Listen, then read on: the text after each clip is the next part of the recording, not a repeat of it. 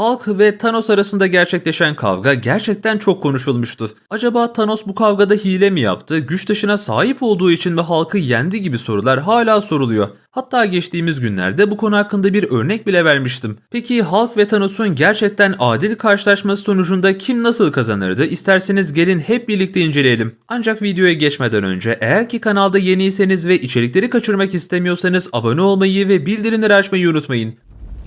Big monster! Let's go! Öncelikle Hulk'ın kas gücünden ve neler yapabileceğinden bahsetmek istiyorum. Buna hiç şüphe yok ki MCU'da Hulk her geçen filmde çok fazla düşürüldü. Halbuki The Incredible Hulk filminde gerçekten çok güçlüydü. Şu anda Hulk'ın boyu ortalama bir insandan sadece biraz daha uzun, hatta ilk filmdeki Abomination'la arasında dağlar kadar fark var. Normalde Hulk'ın saf gücü gamma radyasyonundan geldiği için aslında kendisi Thanos'un dengi olabilirdi. Hatta MCU'da Thanos bile yeterince güçlü gösterilmedi ve çizgi romanlardaki güçlerinin onda birine sahip değildi. Bu durumda aslında her iki karakterin de fiziksel olarak benzerlikleri vardı. Ayrıca Hulk'ın ömrü de en azından Thanos kadar uzundur. Russo kardeşler MCU'da Thanos'un 1000 yaşında olduğunu açıklamıştı. Hulk'ın yaşına gelecek olursak kendisi yaklaşık olarak 2000 yıldan uzun süre yaşamış olabilir. Bunun sebebi ise Avengers Age of Ultron filminde Hulk'ın Sakaar'a gitmesi olmuştu. Hulk Sakaar'da uzun yıllar geçirdi ve Sakaar'da zaman hızlı geçtiği için Hulk normal şartlardan daha hızlı bir şekilde yaşlanmış oldu. Hatırlarsanız Thor Ragnarok filminde Loki ve Thor'un Sakaar'a gitme süresi ise sadece birkaç saniye almıştı. Ancak Loki orada haftalardır kaldığını söyledi. Thanos bir Eternal olduğu halde yaşlanıyordu. Bunun sebebi ise Deviant sendromu olabilir. Zaten Thanos'un kardeşi de bir Eternal'dı ve evet, bu durumda Thanos bir Eternal soyundan geliyordu. Yani evet, MCU'da Hulk ve Thanos ortalama olarak aynı ömre sahiptir. Bu konuda ikisinin kıyaslanmasında hiçbir sakınca yok. Karakterlerin sonsuzluk taşlarına dayanma olayı ise ikisinin kullandığı Infinity Gauntlet ile alakalı bir durum olabilir. Thanos'un kullandığı Infinity Gauntlet Uru metalinden yapılmıştı. Uru metali ise yapısı gereği taşların enerjisini kolay bir şekilde emebiliyordu. Hatta Thor'un Stormbreaker'ının bu kadar uzun süre dayanmasının sebebi de aslında buydu. Tabii bunun yanında silahın üzerindeki rune büyülerini de unutmamak lazım. Hatırlarsanız Thanos taşları takarken taşların eldiven tarafından enerjisinin çekildiği gösterilmişti. Hulk'ın kullandığı Infinity Gauntlet ise doğrudan gücü Hulk'a yansıtıyordu. Elbette Thanos'un çok daha dayanıklı olduğu konusunda hepimiz hemfikiriz, çünkü Thanos aynı eldiveni Endgame filminde takmıştı. Ancak normal şartlarda Hulk da taşların gücüne bu eldivenle kolay bir şekilde dayanabilirdi. Peki MCU'da Hulk ve Thanos'un kapıştığı sahneye tekrardan bakacak olursak, Thanos gerçekten de Hulk'tan güçlü müydü? Normalde Thanos'un base formunu What If serisinde görmüştük. Evet, yine kendisi çok güçlüydü ancak asla Hulk gibi bir şey değildi. Thanos'un bu formu da yıllar boyunca insanları katletti, ancak 20 yıl öncesinde Star-Lord T'Challa ile tanışıp eylemlerinden vazgeçmişti.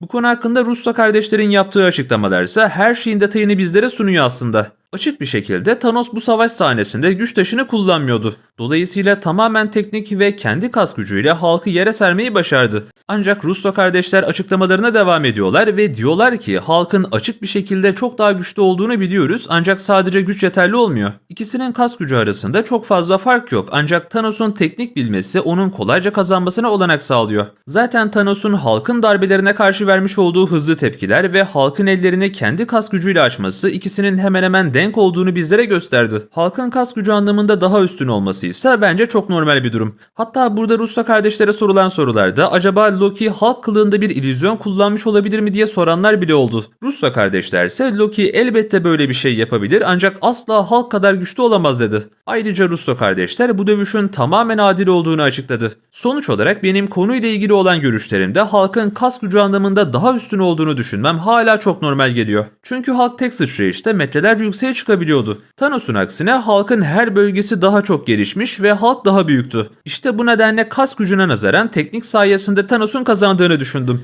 Hatırlarsanız dostlar, Thor da aynı şekilde teknik dövüşüyordu ve Hulk'ı yere sermeyi başarmıştı. Eğer ki bütün bu koşullarda MCU Hulk yerine 2003 Hulk olsaydı, işte ona karşı herhangi bir tekniğin işe yarayabileceğini düşünmüyorum. Çünkü MCU'ya göre bakarsak sinirlendikçe büyüyen ve büyüdükçe güçlenen sonsuz bir enerjiye sahip olan Hulk'a karşı herhangi bir teknik işe yaramazdı. Ama 2003 Hulk'ın orijinal versiyonu gibi bir şeydi. Yani karakter karakterin tüm özelliklerine sahipti. Thanos'a bakarsak onun MCU formu da çizgi romanlardaki bütün güçlerine sahip değildi. Bu durumda karakterlerin MCU karşılaştırmasını es geçersek çizgi romanlara bakabiliriz. Çizgi romanlarda Thanos hem Hulk'ı hem de Thanos'u sürekli olarak yenmeyi başarmıştı. Hatta gelecekte storak zincirlerine bağlanmış olan öfkeli Hulk'ı kendisine köpek bile yapmıştı. Thanos'un Marvel evrenindeki karakterleri yenmesi ya da öldürmesi için asla taşlara ihtiyacı olmadı. Yani taşlar bu işin sadece gösteriş kısmıydı. Adamın sahip olduğu kozmik güçler ve fiziksel güçlerin yanında Hulk'ın pek de bir şansı kalmıyor. Hatta Thanos Hulk'ın en manyak derecede güçlü olan formlarını bile yere sermeyi başarmıştı. Hadi diyelim ki çizgi romanlarda Thanos çok daha tecrübeliydi. Ama MCU'da da Hulk'ın dövüş tecrübesi vardı. Adam yaklaşık olarak 2000 sene kadar Sakar'da savaşlara katıldı. Peki Hulk'ın en büyük sorunu neydi? Kendisi taktik falan bilmiyordu. Sadece kas gücüyle rakiplerini parçalıyordu.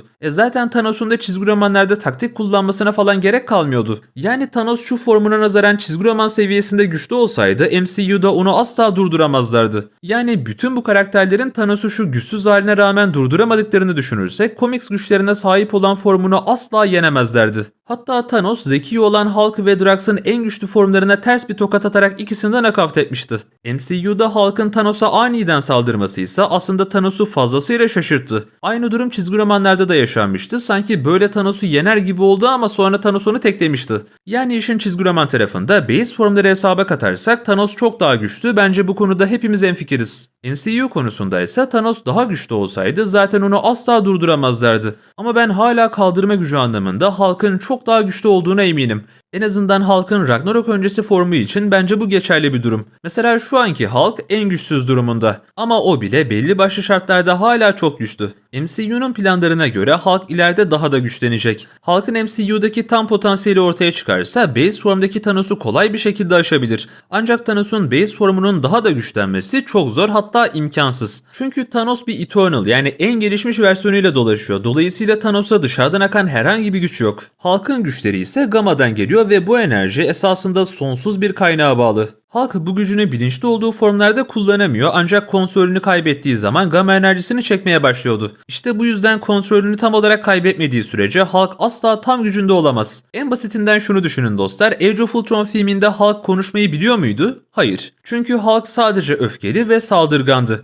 Thor Ragnarok filminde gördük ki Hulk iyice yumuşamış ve zayıflamıştı. İşte bu yüzden 2024 yılında vizyona girecek olan Captain America Brave New World filminde Hulk konusunda önemli bir gelişme yaşanabilir. Hulk şu anda aşırı sıradan bir karakter haline geldi. Halbuki orijinlerde Hulk'ın en büyük farkı çoklu kişilik bozukluğu olduğu için diğerlerine nazaran daha fazla güç kazanmasına bağlıydı. Mesela bu sayede ilk filmde Abomination'ı alt etmeyi başarmıştı. Yoksa Abomination'ın sahip olduğu mutasyonlar Hulk'ın çok fazla ötesinde kalıyordu. İşte bu yüzden Hulk'ın en azından MCU'da kas gücü anlamında Thanos'tan daha güçlü olması çok normaldi. Peki işin aslına baktığımızda adil bir mücadele miydi? Aslında Hulk arkadan saldırarak Thanos'a karşı haksızlık yaptı. Ama en nihayetinde Thanos kazandı. Mesela işin hız konusuna bakarsak Kaptan Marvel'a karşı Thor bile zar zor rekabet ediyordu. Buna nazaran Thanos Kaptan Marvel'ın hızına ayak uydurmayı başarmıştı. Ayrıca Thor'un da MCU'daki en hızlı varlıklardan biri olduğunu çok iyi biliyoruz. Belki de MCU'da Thanos'un daha yüksek hızlarda hareket edebilmesi de onun bu teknik dövüşündeki sırrını açıklayabilir.